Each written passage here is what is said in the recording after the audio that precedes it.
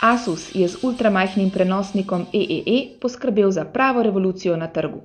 Za manj kot 300 evrov namreč dobimo prenosni računalnik, ki bo našel prostor v vsaki, še tako majhni torbici.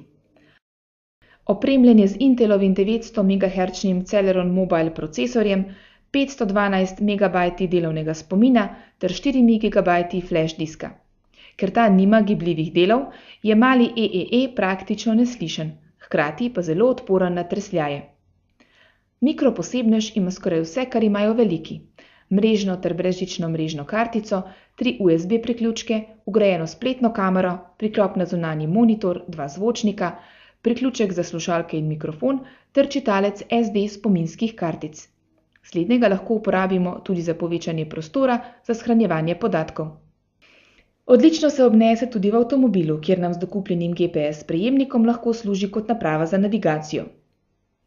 Ob nakupu je na njem naložen operacijski sistem Linux, z ustreznimi gonilniki pa lahko nanj namestimo tudi vsem dobro znani Windows XP.